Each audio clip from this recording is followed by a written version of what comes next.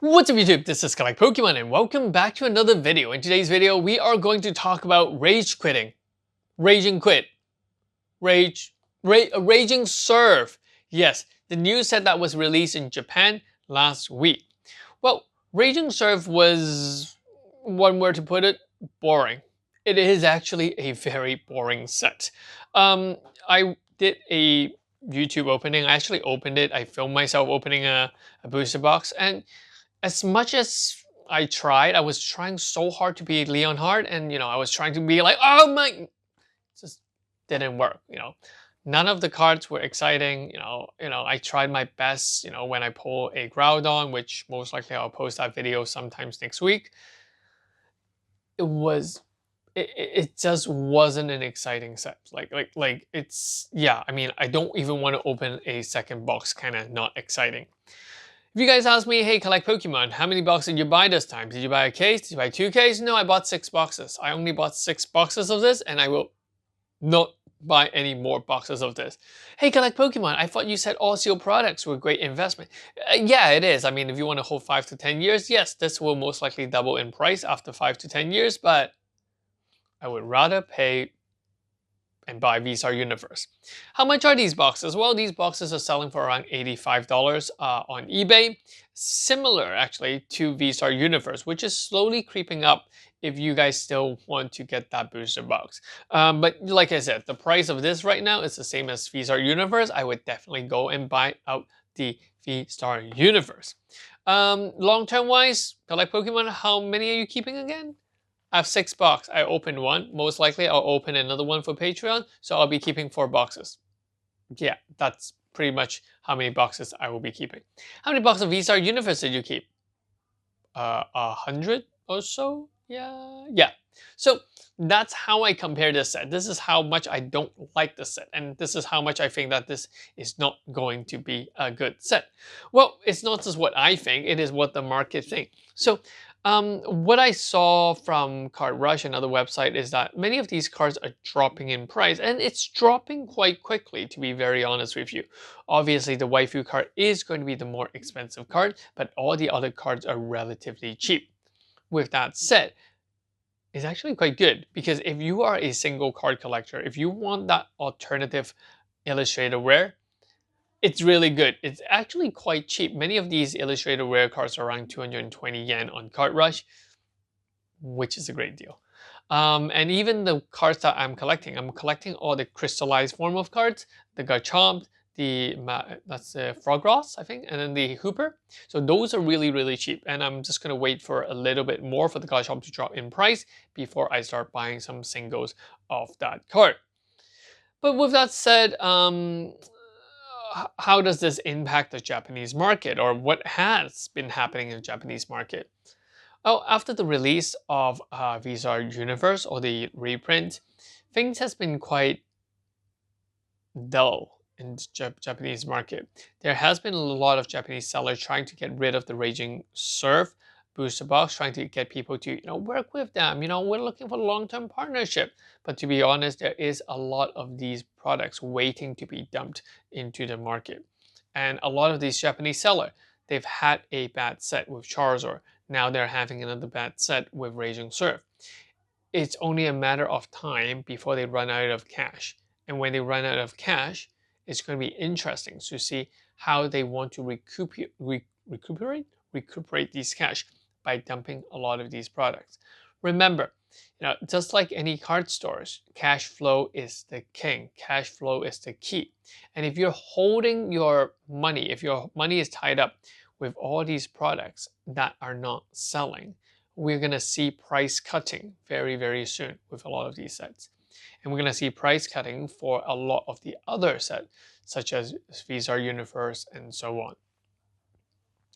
Now, what I believe is that the Japanese seller would still want to milk more out of the 151 set. So 151 set price will remain high until a reprint hits, which is anytime in the next 2 months or so. And after that, I think that we will see things going back to more normal. We'll see a much more fair price in Japanese Pokemon cards, especially for sealed boxes, obviously. Whereas single cards are actually not that expensive right now. Single cards are very affordable. I mean, unless you're looking for the waifu card, obviously, but all the other single cards are quite affordable, and it's pretty much pre-pandemic affordable kind of price range already. With that said, many of you guys also voiced out in your other comments about what I think about PSA 10 cards. Why is it that PSA 10 cards are not as expensive as they used to be? And last time I did tell you guys that ARS is a new grading company in Japan. They now have another one called CGS, not CGC. CGS called Clove Grading Service. Clove is that company where they have a lot of crazy ideas about blind boxes, selling shares of cards, all these sort of goodies. They started their own grading company. It's kind of reminiscent of what happened during the pandemic in the West. You have all these grading companies that you rarely see any of those cards. And I think, in Japan, people saw a market and that's what they're doing about it. And I think Clove is also expanding its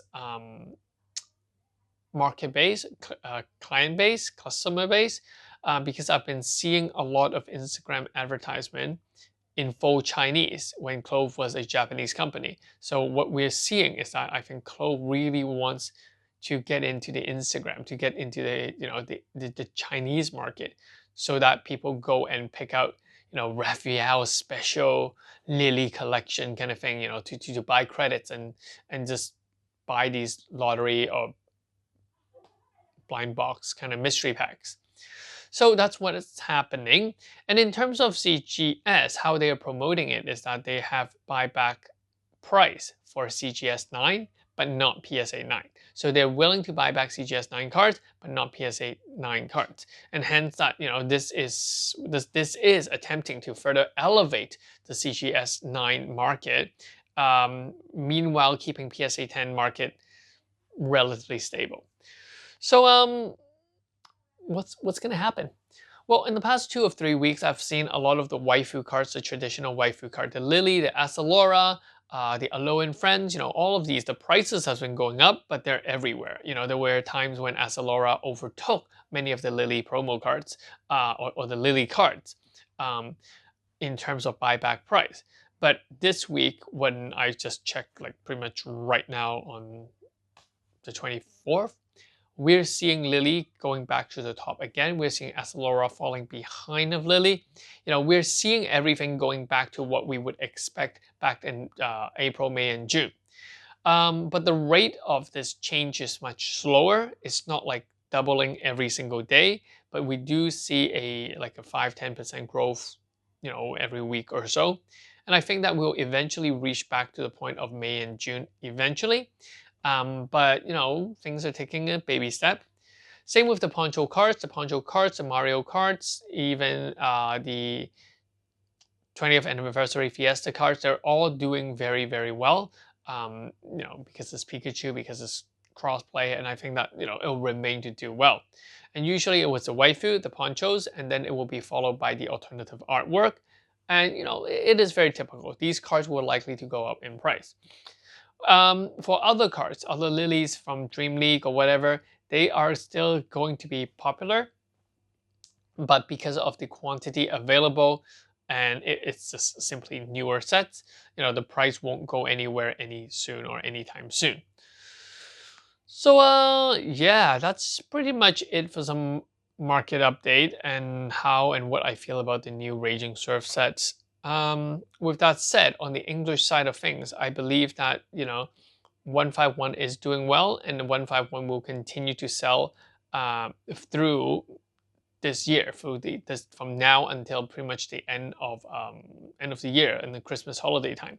151 will continue to sell, but newer sets, for example, the set that is going to be the next English set that is going to be released, will not be as popular, and so that if you're a card owner, be very cautious on how much stock you're willing to keep, because I just don't see potential in that set. You would just be tying up and holding up your money.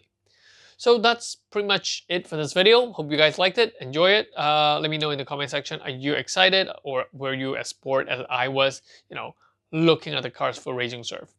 that's pretty much it. I'll catch you guys in the next one. Peace. This is Collect Pokemon. Bye.